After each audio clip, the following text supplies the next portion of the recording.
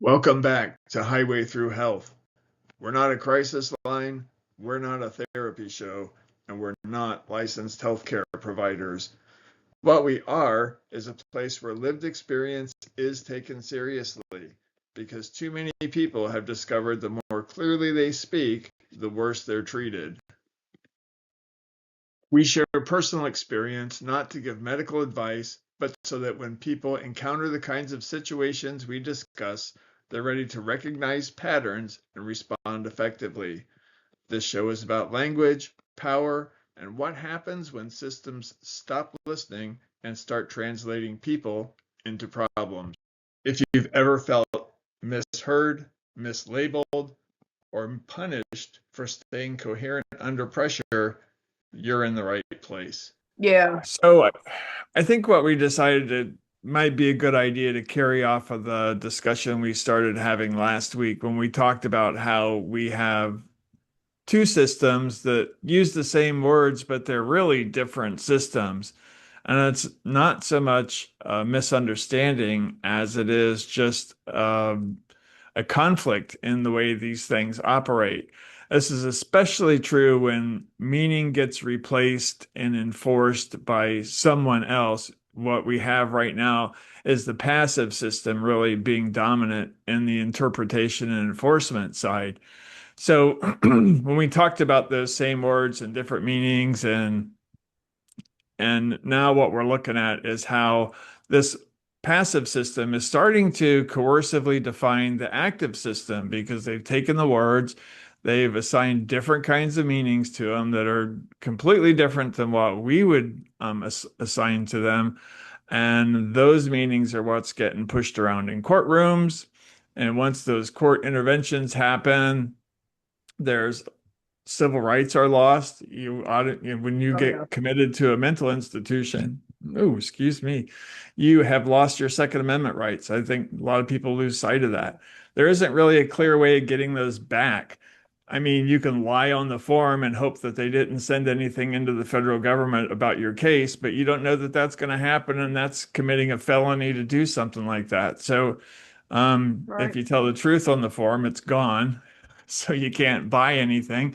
And now Yeah. you're saying, now wait a minute, this is over what? And when I look back at my case and so many other cases that are so frivolous and the accusations that are hurled at people and these frivolous accusations that are hurled in courtrooms, so now we got a big problem going on because it's not so much a disagreement anymore as it is control over words, control over outcomes, and control over what happens to you in your life. Because once you're labeled, as we know, we have a big problem, don't we? So Yeah.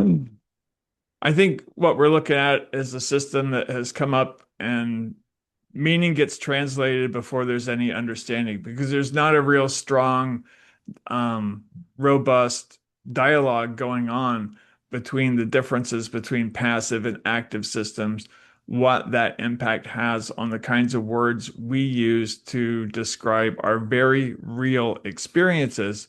And so outcomes for people like Dana and I reflect that framework being applied to us. It's not the content of what we're talking about. We start fighting a framework almost instantly. And again, what happens when you lose that is you lose control of the outcome. I mean, how did you find your experience like that when you tried to explain what's going on to you with practitioners who couldn't understand the words you were using or the context of the words you were using? Yeah. It to me was like, and what, like I said, what I didn't realize at the time was that my ex was hired to be a minder. I didn't know that.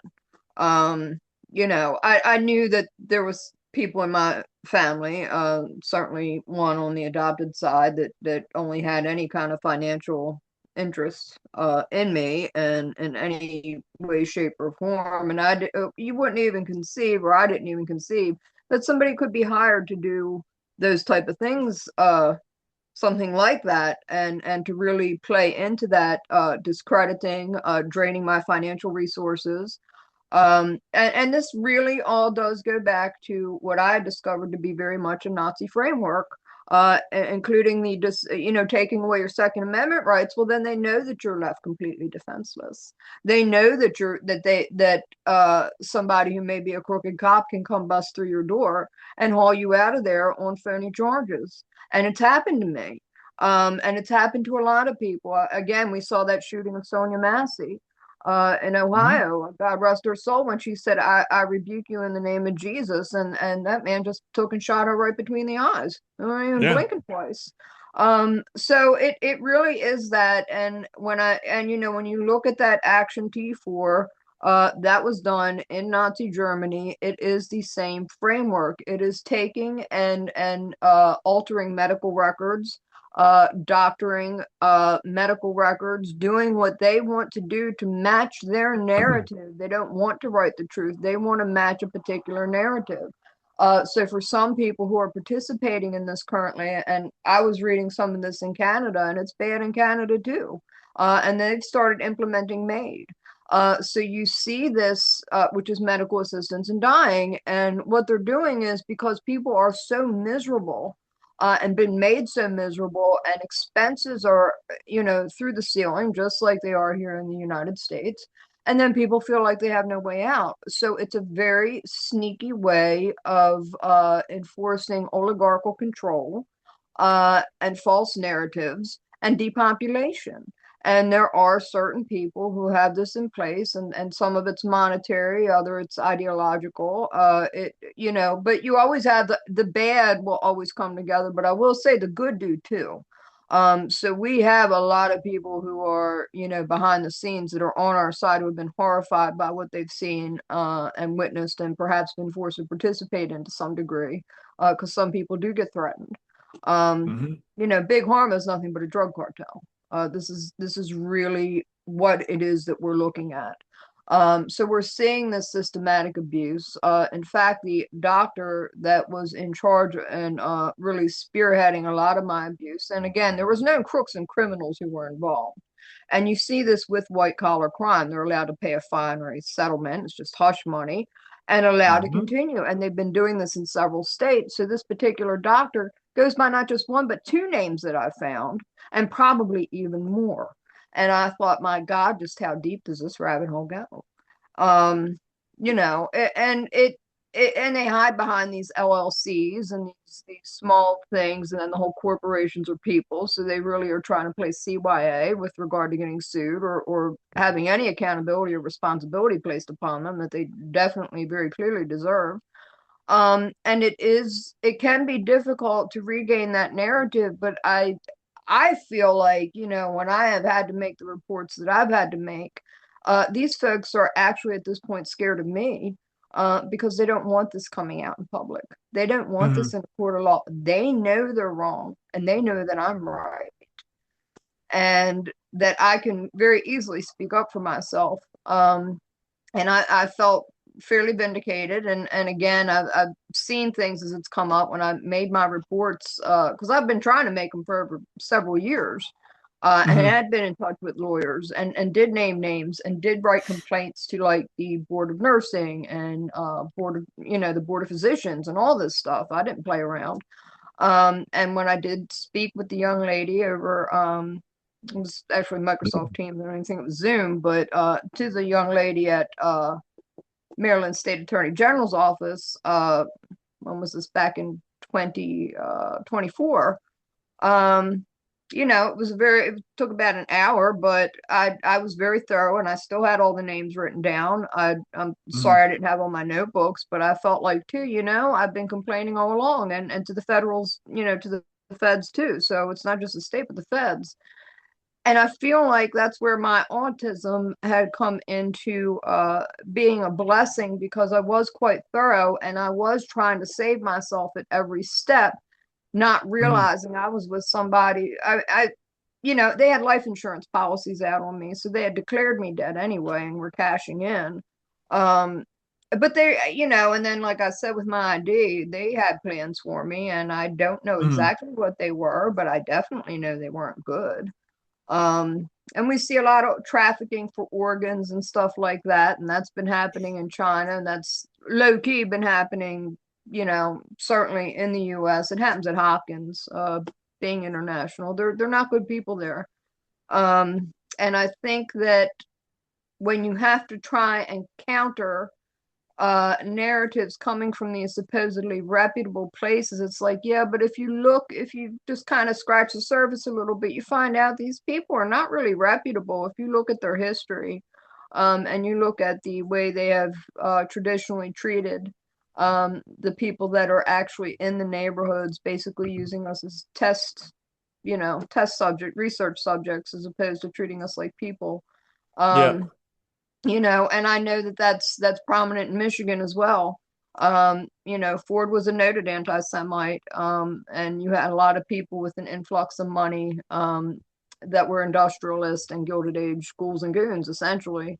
So there's been that kind of undercurrent, and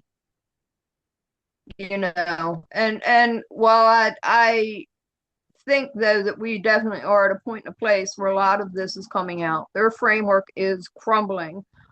It's been, I mean, like I say, what I reported was very obvious fraud, and it's been obvious fraud in several states. These people were known identity thieves, crooks, and criminals at a very high level, doing SNAP fraud, and all this stuff is coming out in Minnesota. Uh, Same thing they were doing in Maryland, and they were sending the bills up to Massachusetts in order to try and avoid getting caught. But the thing of it is, it all comes out eventually, you Right. know. It And does. yeah, and I think that's kind of the point where we're at, because it's become such a huge fraud and so over the top that it's now impossible, Yeah, and to the tune of billions. it is. It's impossible to avoid now. And when I look at these two systems that have been set up to really lead the exploitation, it is that passive kind of a system where, belief is kind of an agreement and truth is a little, yeah, it's flexible, but whatever we do to avoid discomfort is kind of what takes the lead. It's whereas your and I's practice and anybody that deals with long-term affliction, and if it's an active practice, the truth is not negotiable. Comfort doesn't even Right. factor into the equation. It's not even part of the spiritual quest. I mean, we're offsetting affliction all the time. So the practices that we're doing and setting this energy in motion is to overcome that. It's not to become victim of it or paralyzed by it. It's to overcome all that inertia. Whereas the passive system tries to build inertia into you so that you don't take action or you don't do things to better yourself, improve yourself, or especially express your spirituality in terms of a process and of a factual process that has tangible elements to it that people can understand, grasp, practice. When you take your faith into those types of language, you get pathologized. I did. I got pathologized immediately. I mean, it led to me being hauled into a courtroom and publicly ridiculed. And that's not something that builds up overnight. That's something that takes generations to build. It really does, as you've said, spring right off that eugenics type of mentality. But really, it's a lot of compromise-based theologies that are at work here because Yeah. not all religions use the same system. Not all of them consider truth to be negotiable. Truth is something to be, hammered out through discernment. Get in and debate it. Have, tough Yes. conversations. Don't avoid them. Yeah. Dive right into it. And that's completely different. And, some of them adapt to comfort culture. So you have entire churches that just have people repeat things that really don't make Mhm. any sense and there's no evidence for it or doesn't, just showing conformity, right? It's like how Right. I'm going to conform to these crazy things, not because I want to develop my discernment, because I'm throwing my discernment away because I'm into a comfort-based system that's compromising truth, right? And so it really gets one of those And these compromise-based systems, I used to use this phrase, when all else fails, lower your standards. And I think that's Yeah. kind of what they keep doing. And they've done it so much that the standards have become so low that when you start talking about faith in these other types of terms that you and I do, and they have the active meanings, it really messes these people up. And because coercion is such a part of this passive system, because, if you don't, if truth isn't negotiable and you're not going to go along with the comfort thing, the comfort angle is where they start applying coercion because they think if they can make you miserable enough, they'll start to control your behavior one way or another. And we know Yeah. you start making me miserable, that's the opposite way to try and control my behavior. That is not going to work. It's not going to work at all. Yeah. It's going to Yeah. backfire, actually. It's not going to help me. It's not going to help you. We're just Right. going to sit here and argue, back and forth about things. So, when we look at these systems, how do we defang, this passive truth adjustment? When you're adjusting for comfort and the other side, the active side, we're not doing that whatsoever.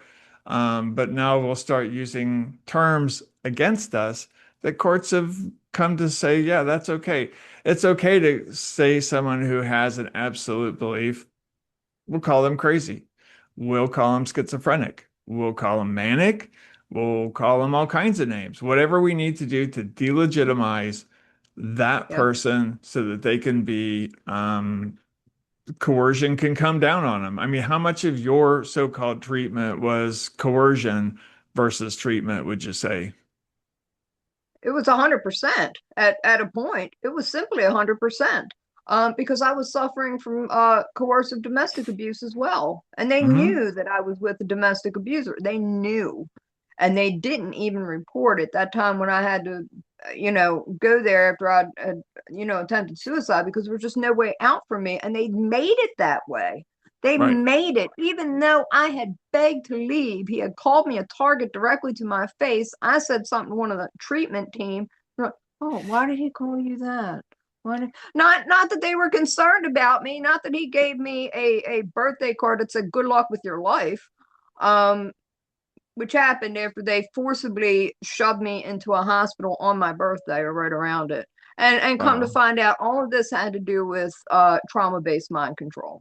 And that's what that particular doctor was misusing at Hopkins because they are Hmm. related to MK Ultra. There's papers and I've seen them, and people Right. do know this. It's It, not speculation, not wild speculation, it's fact. Um, and I really was, it galls me that in some ways, but again, I know now that this was part of my life contract. I get yep. that now. And I'm comfortable with it. So I'm not uncomfortable discussing that I had a soul contract. This was part of it for me, was to stop a second Holocaust from happening in the Yep. US and globally. So I'm not uncomfortable discussing it. It hurts that I went through it, don't get me wrong. Right. But I know with a complete certainty because I knew when there were certain things happening with the seizures and with other things that were very, very strange to me going on at that same time. I was also understanding things in a way that was really quite mind-blowing. Um, Mhm. and I only, but if I hadn't had that opposition, if I hadn't had these people studying me illicitly, if I hadn't had the regression hypnotherapy misused on me, to which, by the way, the gentleman that did that, um, he was very uncomfortable, but one of the things he had said to me was, I have kids, and it was in the course of saying something that I knew he was being threatened. Um, Wow. and so some of the things that I do remember, uh, I know that he was trying to help me out. We were trying to find a way perhaps to get the word to the right people, and I definitely believe we did. Hmm. It's a lot more to it than that, but that's how I feel comfortable with it. But no, they knew they were doing like, researching trauma-based mind control and putting me through all kinds of really horrific things on purpose. And they know it and I know it, and I'm going to talk about it because it shouldn't have been happening, but I'm not the Right. only one it's happened to. And there again is something that I feel like, yeah, just because it's not out there publicly yet, I want to say yet because it will be, and I have no doubt because it's already starting to happen. Um, that's where I find my peace about this, and particularly as we're coming up on Easter. Um, we all are called to do something, and Right. really this sort of thing has been happening in the background for decades at this point. Mm-hmm. We can't be surprised that it's going to come to a head again. We can't be surprised we're having another Tower of Babel moment. We can't be Right. surprised we're having another Atlantis moment. Uh, and it's again not surprising that we're having these spiritual awakening, as it's sort of coming into a crest with the disclosure, that we've been talking about with other knowledge and things that have been obfuscated for years, Right. and that kind of weaponry and things that they were doing that they shouldn't have been doing, the proliferation of nuclear warheads, other things. So it's all coming to a head at a point, because people were running away with things that they had no business trying to weaponize, knowledge they had Mm-hmm. no business trying to pervert and misuse. Um, Yeah. and Yeah. and I that's why I say that's where I find my comfort in that these things are being exposed. So to be able to build a coalition of people like yourself and myself, who are talking about the spiritual aspects of this, to be able to take back our own power as individuals, and to even be able to bring that back into spirituality, because it Right. has been missing. We've had too many of these prosperity preachers. We've had too much of this phony stuff. Jesus didn't come to start a religion. Jesus came to be an example. Right. It's other people that took that and ran with it, and ran the wrong way with it. So it Yeah. it really is, and people don't want to look at the Bible as a living document anymore, just like they don't really want to look at the Constitution as a living document, but they both Mm-mm. are, and that's necessary. The saints didn't stop happening back in the day. It's still happening. It's just a refusal of certain authoritarian figures, both in churches and in government, that they want to, not acknowledge that. They want to disallow for that, but that's not going to keep happening. No, I mean the compromise with truth is coming to a crashing halt. I think that's one of the things that we're seeing here. And these systems that that compromise with truth end up in conflict. They absolutely will. I mean, you Yes. can look at the resurrection, the crucifixion, and later the resurrection. What happened to those two systems? They came in conflict. What does the passive system do? It will torture you and murder you, whatever it has to do to drive you out, because that is a threat. And there was absolutely nothing coercive about the spiritual experience that I had, and that I continue to have. It pushes things out naturally. So when I sit and look at people trying to bomb their way to a greater world, that's not going to happen.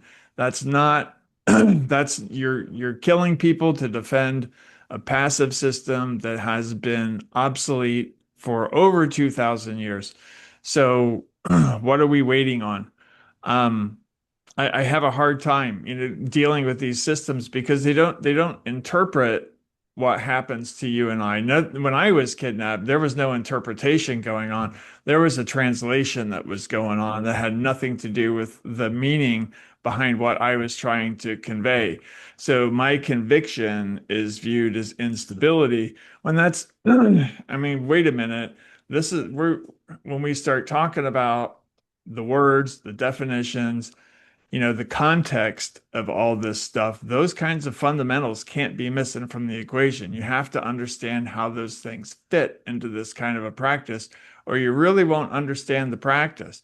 So when all of our spiritual language gets pathologized, hyper religious, manic, schizophrenic is probably the absolute worst thing that you can be Yeah. accused of, especially when you have an active practice, because you're not going to be necessarily hearing voices and seeing things, but you are going to be speaking to the universe. God's going to be talking to you.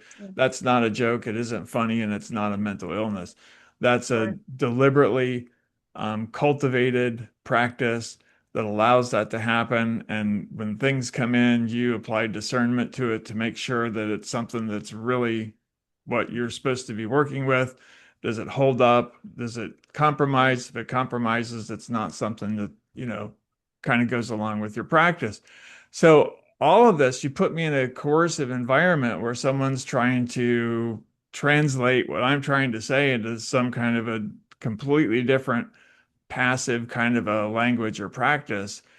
We're going to be in conflict, and I'm not going to quit, and neither will they until, they pushed me into a very severe health crisis, being on Coumadin at the Yeah. time, having my heart rate go up like it did, my blood pressure shoot up to, 212 over whatever it was.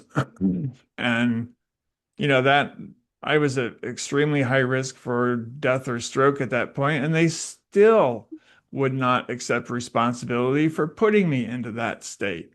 So they'll keep going and keep doing this and blame it on you, just like the people who crucified Christ blamed it on him. It was his fault. He should have shut up. No. So we got to get these people this whole notion, this whole silly profession that has gone up and has been given the right to assault people in courtrooms just needs to be brought to a halt. Because if I start some expression, a very legitimate, the two or more are gathered, Yes. excuse me, kind of discussions where you're sitting here talking back and forth about how that process worked, and when you talk, it recalls things for me. Probably when I talk, it might recall some things back for you. So we're looking at this and go, yeah, what part of that process, how do we trigger that? How do we help other people understand that? We can't have those discussions around these people, because what happens is that gets translated, a label gets applied. Once the label gets applied, then that's the meaning, right? And so what happens once the label's applied? Now here comes the outcome. What's the outcome? That's meaning becomes irrelevant.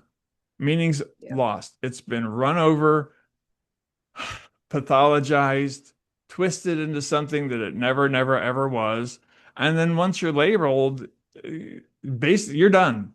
You're done. You'll never get rid of that label. There's no mechanism to get rid of that label, even though their diagnostic accuracy rates are well under 50%. And when it comes to agreement, even if you even grant them the notion that the word diagnostic in the psych sense has any meaning whatsoever, which to me, it's nothing but a completely fraudulent term of art that they should be sued off the planet for using, because there is no diagnosis. I mean, like, cut it out.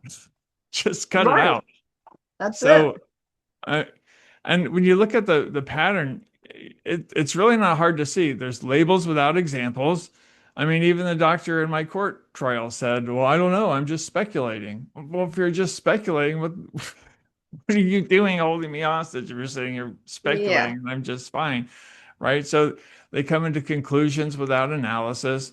I was called ridiculous. I was called a number of other really defamatory and demeaning terms without a shred of evidence. It wasn't like, for example, here's what happened. None of that was done. The name calling was done. The labeling was applied. Zero evidence was applied, because I could have refuted that evidence. And I think in your case, you could have done the same thing. But they can just keep going and getting away from it. So they can speculate. There's no agreement. You cannot come to an agreement with these people, and there's no evidentiary chain that they follow that makes you think that they're even doing things the way a courtroom should go along. When I looked at the stuff that was submitted to the courtroom, it was a lot of hysterical, secondhand stuff that was so twisted out of context, it made absolutely no sense whatever. But you know what it does? It was like the mother of all stigma. It was written up like I was seeing people in the woods and they're all out to get me. And that wasn't what was happening. So, and God. they're like, we can get away with this, right? Because this was 2014 before we even had UFO videos that we could talk about without feeling shame. They were just piling it on because they can get away with it. So we don't even, when you try to put counter evidence forward in a system like that, you really can't, because stigma rules the day. And it really makes me wonder. I guess I don't really wonder how we got here, do we? It's just been a constant lowering of standards. It's been giving people who have no respect for other people's civil rights or their input or the meaning that they have derived out of life, giving them the right to just stomp all over you and apply these terminologies and concepts that don't apply whatsoever to our practices, to us, and Right. use it to create billable events, to strip people of their civil rights, to sell pills and to I, $300 billion a year. That tells you pretty much all you need to Right. know there, that we're forced to give these people. So what do we got? We got people who are more than willing to do that to people, and we did it to ourselves. Unfortunately, Yeah. that's what we Yeah. get for mandating what's really the funding of what's no more than just a national religion that doesn't have the forces you to compromise on truth. That's what it's based on. Compromise, compromise, compromise. Yeah. It's a eugenics cult. It's a eugenics Mm-hmm. death cult. It really is the Fourth Reich. In all Yeah. honesty, that's what it is. And I know for me, I mean, they had been studying me all along, Hopkins. I don't have anything kind to say about them whatsoever. But even if you just take uh for a certain amount of time, even throughout my working years and all, nobody had wanted to acknowledge my heart problems. Nobody wanted to necessarily acknowledge my lupus.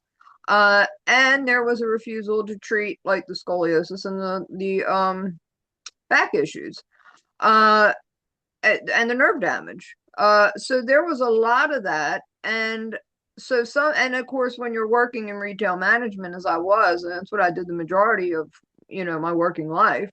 Mm-hmm. uh I was on my feet 12, 16-hour days, and it was not easy. Oh.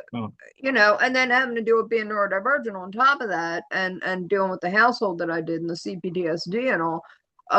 It was really quite overwhelming. Well, of course they didn't want to acknowledge that.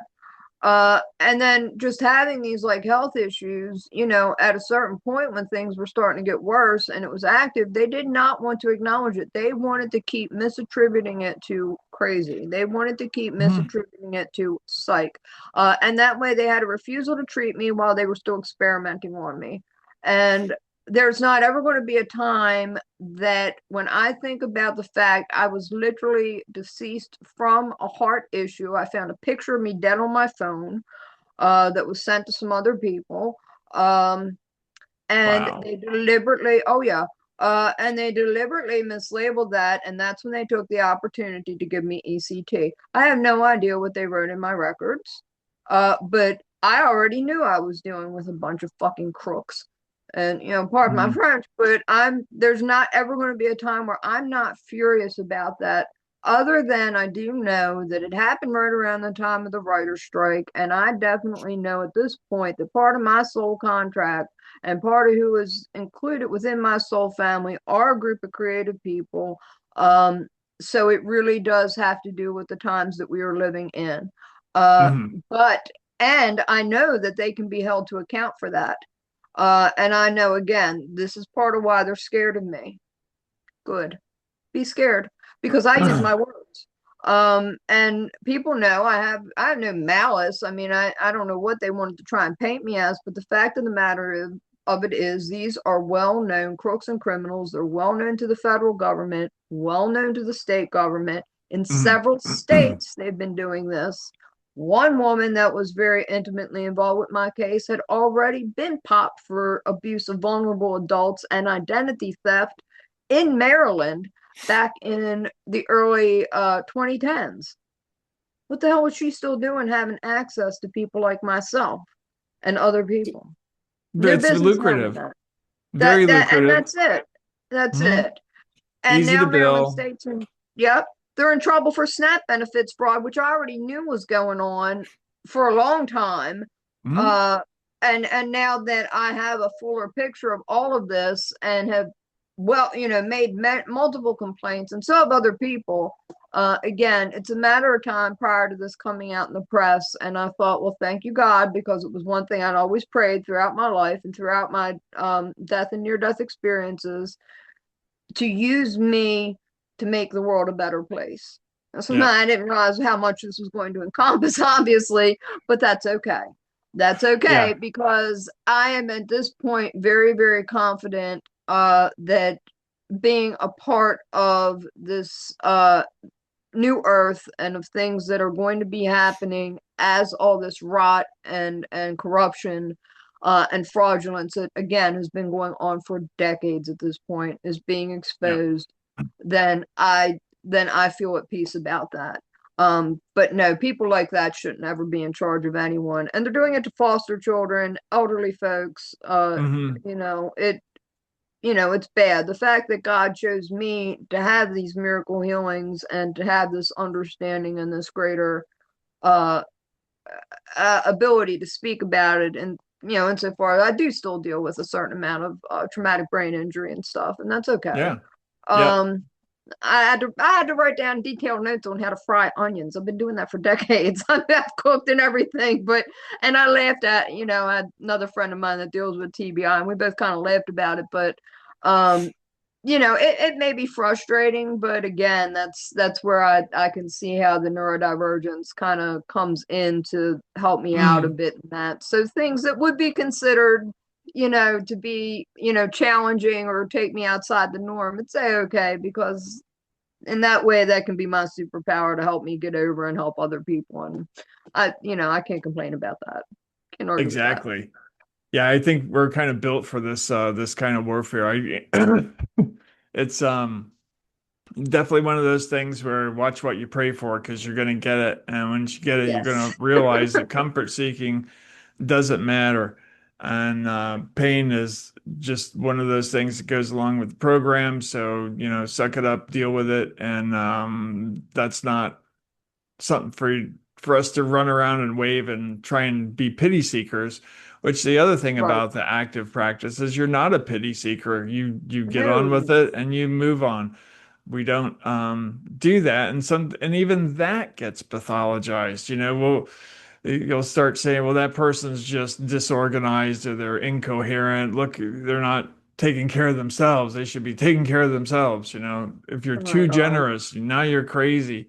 Hmm. Um, but in reality, while they were sitting there calling me the names that they were calling me, I was doing farm work. I was working on setting up a patent for a mobility device that had adjustable tracks on it, so person who was stuck in a wheelchair could actually go outside or go to the county fair without having to worry about getting Nice. stuck. You could switch Yeah. those things out. Looking at how to automate homes, you look at all the robotics that's Mhm. exploded over the past 15 years. If I wouldn't have had this interference and been able to get started on a business like that, we would really be doing good right about now. But they even made sure that kind of thing didn't happen, because what they do is discredit you that's what the use of the courtrooms are for, is to discredit you and to make you look like an unstable, unreliable partner to anybody.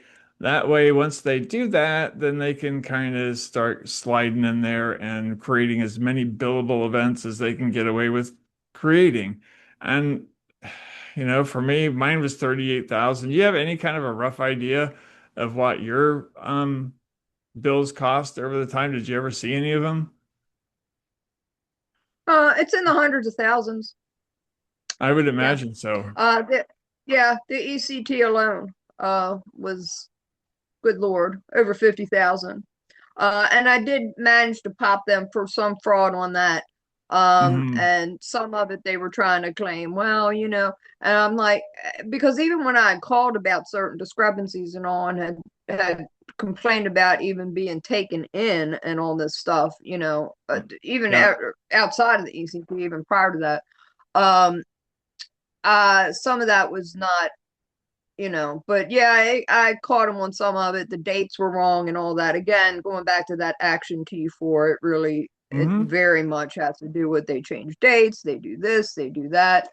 But yeah, that was just ridiculous. So I know that some, and then one time, even though, like I say, the officers didn't want to give me a police report. I think they did give me a number one particular time.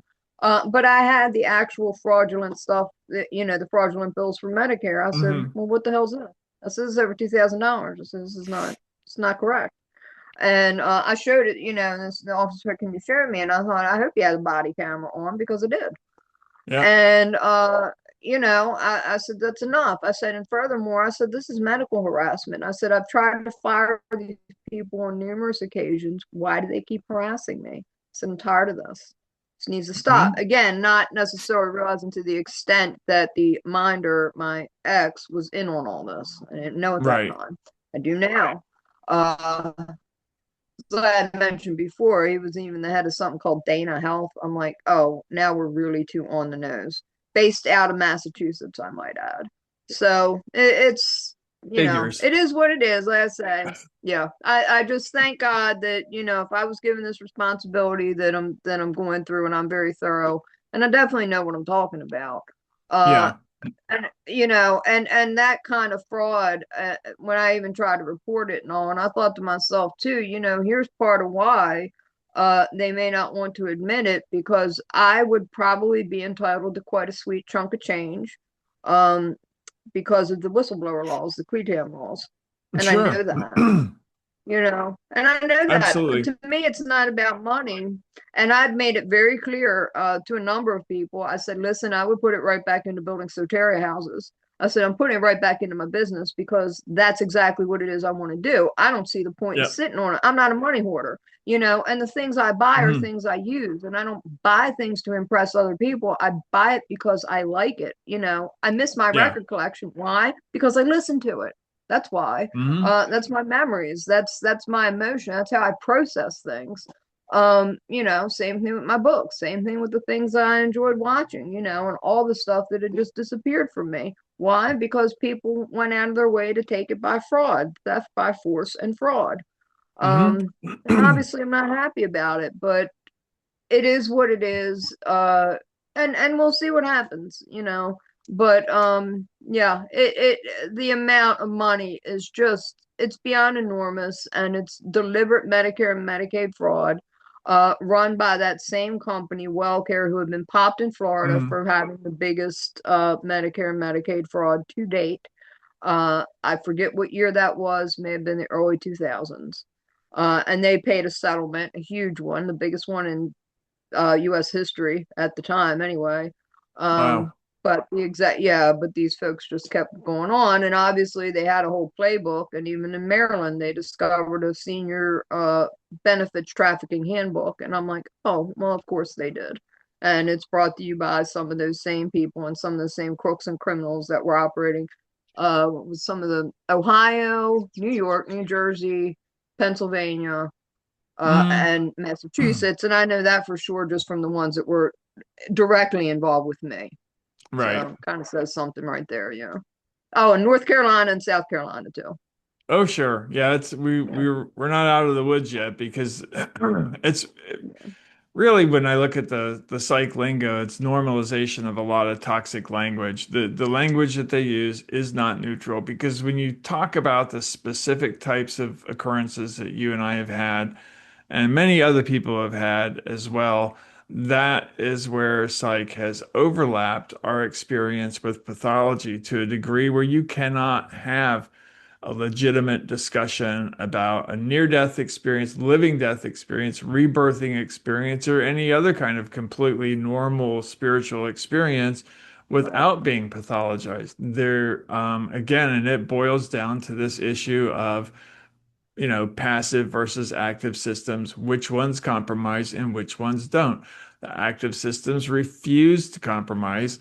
And because the other ones are constantly compromising, when you don't compromise, what do? They coerce, right? Because they Yeah. figure that, and under their model, with enough coercion, you will do something. And that's the way they approach their spiritual world, too, as I Yeah. heard Pete Hegseth today praying for extreme destruction.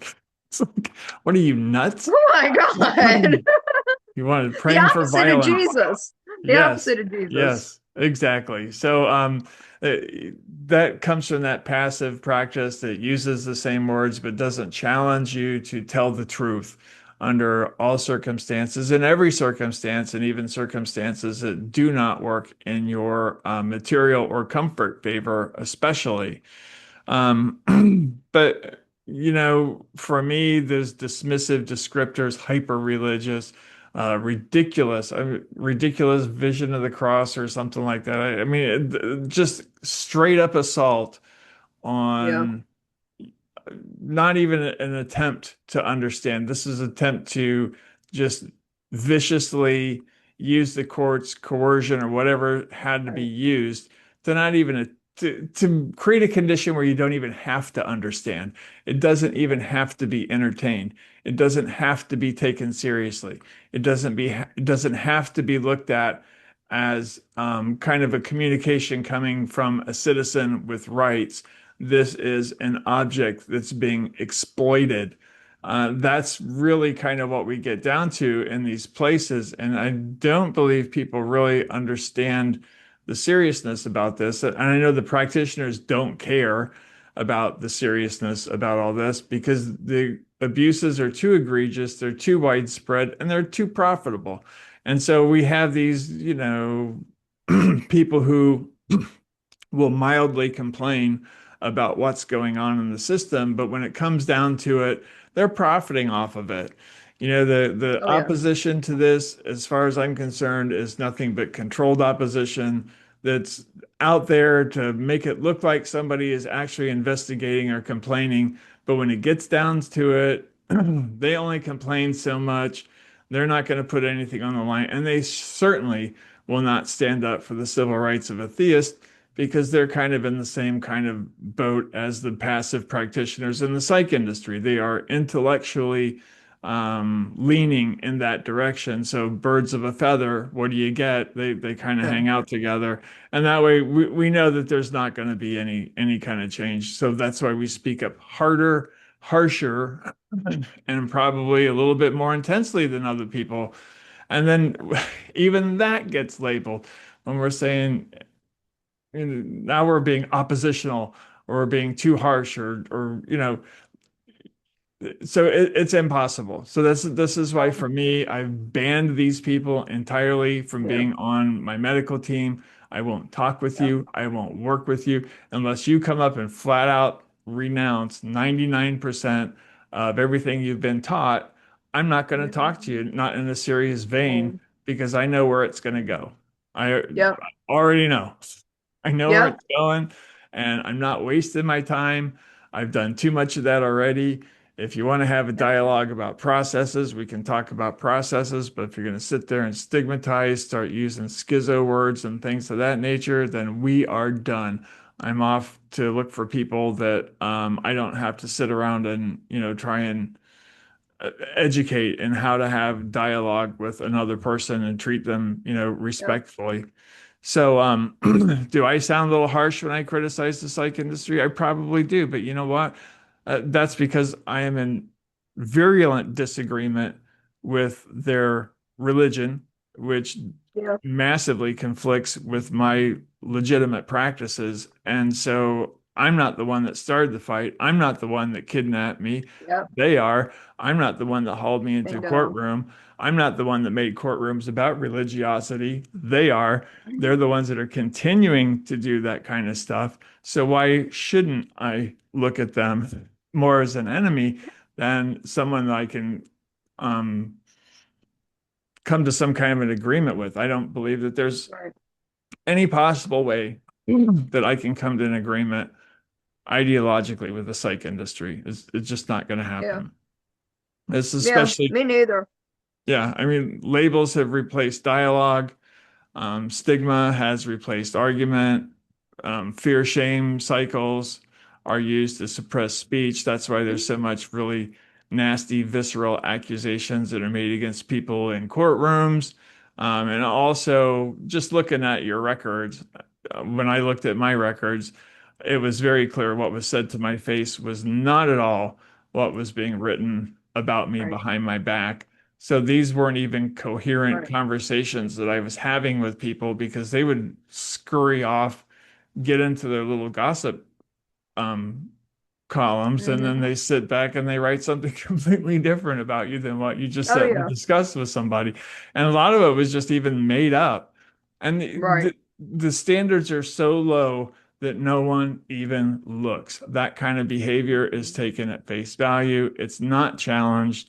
And that's why I say we don't have opposition. We have controlled opposition that makes sure this kind of a situation continues, but we don't have people really in there demanding a halt to what is clearly a system that's biased, strongly biased against legitimate spiritual experiences. And that's what we're trying to talk about because my experience and yours and other people that I've talked to that have had these things, yeah, if we knew how to provoke these in other people, we'd be solving tons of problems. We'd be solving the addiction problems. We'd be solving strife. We'd be solving economic problems. We'd be solving scientific problems. It's, Yeah. it it's way, way, way different than what Kenneth Copeland pitches. But we Oh yeah. use the same language Definitely. as Kenneth Copeland. And unfortunately, for psych people, if we act like Kenneth Copeland, we'll probably be okay. But if we talk like we are, then we're crazy, which doesn't Yeah. make any sense at all. So they really need to get out entirely of making judgment calls on religiosity. They need to stop that. They're not capable, not competent, and the systems that they use are hostile. So Yeah. how can any theist really have a discussion with them because we do have a structural problem going on here. We have Yeah. translations go on before they even attempt to understand what's happening. Again, we got the labels without analysis, action without no coherence to what's happening. So Yeah. when our conviction is allowed to be reinterpreted and acted upon by someone who doesn't even attempt to understand what we've been through or what we're trying to say, when our meeting gets replaced, and if our words, get rewritten, then the speaker's not heard. When I'm telling people things and they're writing in my medical records something completely different, that had they said that to my face, it would have gone completely differently, because Yeah. I would have ceased cooperating with people the minute they started telling me how they really think.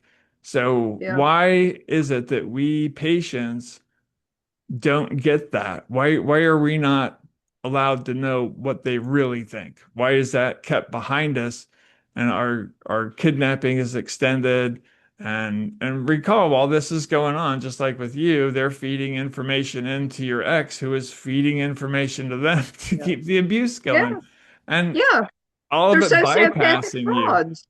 Yeah, they're Was it? sociopathic frauds. That's what they do. They're profiteering sociopathic frauds. And anybody who really truly wanted to investigate would only need to follow the money to figure that out. And they come up with a predetermined, their their whole bag is they're just predetermined. They're going to label you whatever just to get the maximum amount of cash. Hmm. And but it's all the way around, and that really is what it is. And if we have honest people taking a look at it, like I say, I know we're at the point now where the fraud has gotten so tremendous that they can't help but see it. Yeah. um and I know that there are good people working behind the scenes. That's why I know that there is a class action lawsuit, because this is why that one particular group, people encouraging people, I'll just say who they are, they're trash, They're Mhm. criminal trash. And they wanted to claim the exact same time that I'm getting, trying to get my Medicaid stopped, they claim to have a hack. Please. This is a little too fucking on the nose at this point, this is just ridiculous. Um, and again, my ex, the minder, worked in IT, as did but I didn't know that. And here he's claiming he's just, a regular old deli worker, but nah. Um, you don't know what you know until you know it. So I can't, Mhm. and I don't want to hear the whole blame the victim thing. Well, shouldn't you have known better? Excuse me. He's the one abusing me. What are you actually talking about? Like he holds no culpability. It's my fault because I was with an abuser. I'm so sick of this attitude, Yeah. and we have that really in society, the whole blame the victim culture. And I'm been tired of that for more than a minute too. The same thing with jobs not being available and pay not being what it should be, that people can't afford their rent. And it's not the person's fault. It's the fault of the fact that we don't have job paying livable wage anymore.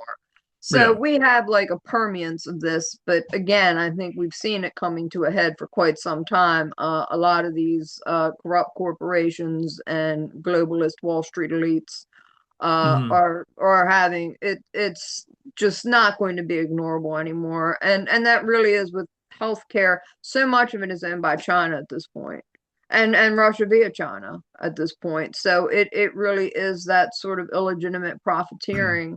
And then you have monopolies at the top of that with these hedge funds. So, as this is all coming to the fore, it's going to be unignorable.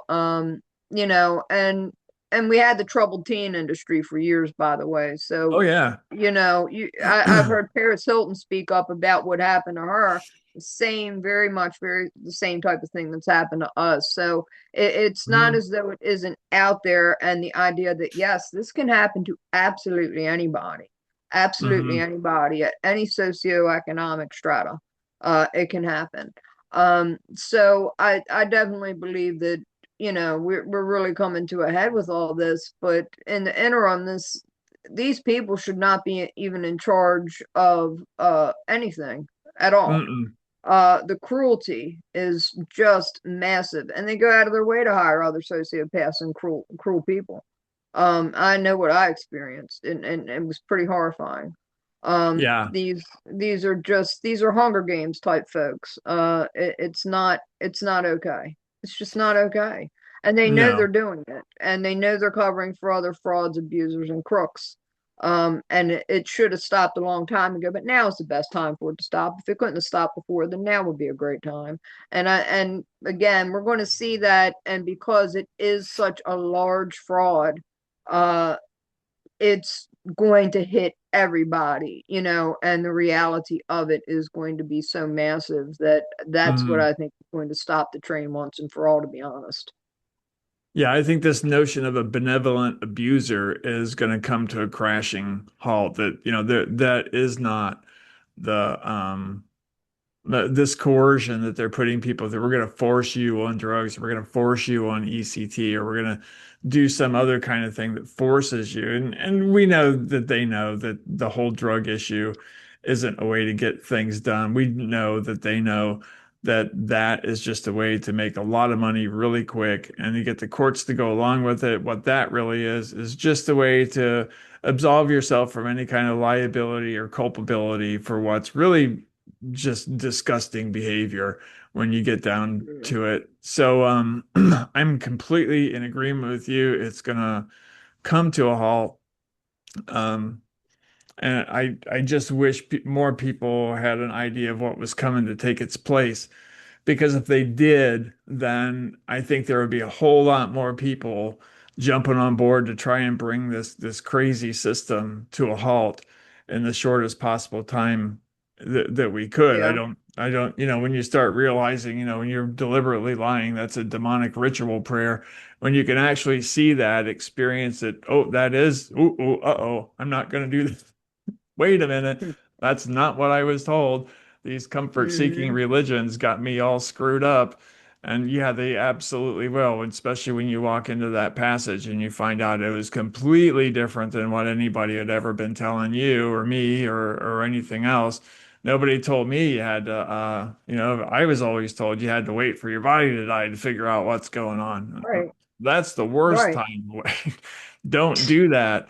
But we have Yeah, a whole industry that's set up to make sure that sentence, that you don't have to wait for your body to die to have a rebirthing event, that concept is under assault. It's under attack by the yeah, courts. It's under attack by the school systems. It is everywhere because we want a society of compromisers because compromisers can be controlled and we can't. So yeah. that's And that, what makes us dangerous. yeah, to me that's why I'm working really hard to try and build something.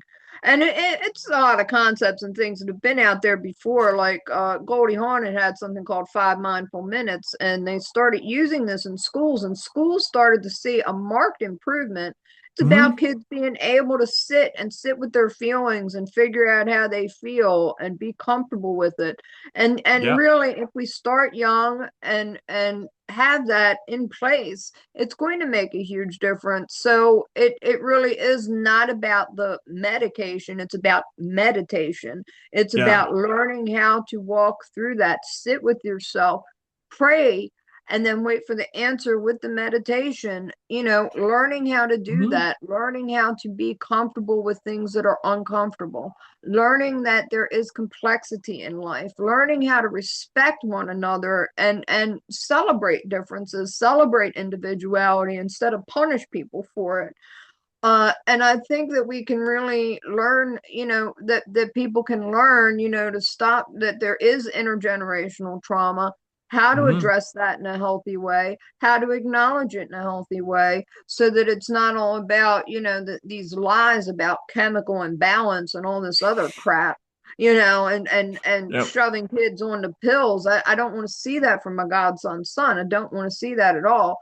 So I want to be able to have and people who are neurodivergent to learn how to be comfortable with their differences, learn how to be comfortable with sensory overwhelm, learn how to be accepting that other people are going to have a different way of dealing with things, and certain skills and certain abilities that maybe real positive in some ways, but it's not going to fit into the norm, whatever that's supposed to be. I don't know why that's celebrated in the first place. I don't So, I think either. as we kind of come into that, like, okay, let's just have more understanding as opposed to drugs, as Hmm. opposed to this trying to force a round peg into a square hole, which is ridiculous. It doesn't work, and it's expensive, and it's stupid, and it's just counterproductive as all get out anyway, and it's Hmm. cruel and it's nasty and it's absolutely unnecessary. And I do think that we're coming to that time, but that's why I want to set up something that allows that to be a first line, that acknowledges trauma, that understands that Right. respects that person's individuality, respects their spiritual experience, respects what it is that they're going through in a Hmm. way that is going to allow them to be comfortable with that discomfort, to find actual solutions as opposed to saying you're chemically imbalanced. There's something wrong. No, you know what? Somebody's got trauma. Somebody's got grief. They need to be able to feel that, process it in a way that's healthy, and be able to keep moving on in life. So that's where it is that Hmm. I'm, really trying to build like a really solid framework. And like I said, there's a lot of great information out there. And that's where it is that I want to be able to present that as what the alternative is. It's also, not only a better cost monetarily, but the cost in human life. Yeah. That it's going to not, we're not going to have people like, it breaks my heart that Martin Short's daughter thought the only way out was to be a suicide. And she worked in the Right. industry, she worked in mental health, so she knew what she was up against. She knew that there Hmm. was, I don't ever want to see that happen again. We No, I'm need tired to, of it. yeah, we need to reform it, and that's where I'm putting my energy. So, to me, there is something much better that can be put into place, and fairly quickly. People with lived experience, people like you and I who have had the unfortunate experience of the coercion, of the forced drugging, of Yeah. being harmed, intentionally harmed, to give their false narrative and to fill their pockets with blood money. It's how Hmm. we make that stop. It's not just the exposure, but the things that we can be proactive in changing and understanding, and bringing that greater spirituality to people that, you know what, that lives, that breathes, and that does include the individual, because as we are each an individual energy, as we are each a piece of God, to be able to respect that and to be able to bring that forth in each individual person, to find their purpose and their place and that peace that goes beyond all understanding. That matters. Absolutely. Yeah, Yeah, because that I'm convinced there's a easy way to find this when you don't have this social stigma that's up against it, and when you're not even allowed to talk about it, or if you're going to risk your freedom by talking about it. I mean, I don't, I of all the free speech issues, this is not one that I thought that we really had an issue with. I thought this was no, one of those things that we had put behind us a long time ago, until I find out in this really insidious way, out of the public view and behind closed doors that generally never see the light of day, this religious persecution is alive and well and thriving. And it's at the heart of a $300 billion industry that needs to start showing what it's accomplishing with this money before we start yeah, saying, I think it's time to pull this money, because, the results just aren't there. And if yeah, you got no results, but you do have coercion, and you are running this nonsense through the court systems in such a way that the courts are now hostile to religious words simply because they've been mischaracterized by passive practitioners as being not relevant. Well, they're extremely relevant to people like Dana and I. They are the cornerstone. We look at that, that's yeah, factual. We know these things work. We know what processes are. We know what it's like to stand up against, adversity. And that's really, really kind of what it boils down to. yeah, So, coming into Easter, it gets back to, I really yeah. hope to see these passive practices fall off. I'm done with them. I'm tired of the constant Same. manipulation, the truth doesn't matter. We're just going to make stuff up. We'll make it up as we go, and then we'll shame people into repeating a narrative, and that's suddenly reality, when I'm not going along with that at all. That's led us Yeah, right into the hell that we're in right now. So yeah. let's put an end to it. So, Amen. That's like that, just the way Jesus got mad at the money changers in the temple. It's the same thing. yep, kick Same it thing. over. Yep. Time to kick it Time for it to over. go. Yep. Yep. All right. Well, with that, I think we've done our hour. So, thank Oh, you once wow. again, Dana. I really appreciate your time and going over this stuff. It really helps me, and hopefully, it's helping some other people. I guess we'll find out. Yeah, I think so. I think for us to be able to have a form and a format, that gives, that shows that we are very cohesive, very comprehensive, uh, Mhm. that we know exactly what it is we're talking about, not delusion or anything else. We've healed. Yeah. And that matters. And if that pisses people off, well, those folks need to look in the mirror. Shouldn't you be celebrating that people are getting better? Shouldn't you be celebrating that people are, but they don't want to look at their own immorality, I suppose. But the fact is, Mm. other people are already doing so. But if we can help folks to have a framework and a language and to say, hey, I'm not alone in my experience. I can see that other people are talking in a way that absolutely makes sense and is very much based in reality. It Mm. is very much based in something solid, and actionable steps that make sense for healing and for moving on, for processing Yeah. grief, for being closer to God and bringing forth that relationship in a way that is sensible and positive and adds something to life as opposed to removing it. Absolutely. Absolutely. So, with that, I hope you have a wonderful weekend. Thank you for your time again. So And we'll yeah, try this again next week. I'm going to try and get those videos together and do the shorts on them. I just haven't had time to do it. It's yeah, one thing I get after it. another. Yeah, we it's been a crazy week here too, so I totally get it. All All righty, right. hon. Well, God bless. Enjoy. thank Happy God bless you Easter. too. Happy Easter Yep. to you. Take care. See ya next week. Yep. See you then, hon. All right. Bye bye. Bye.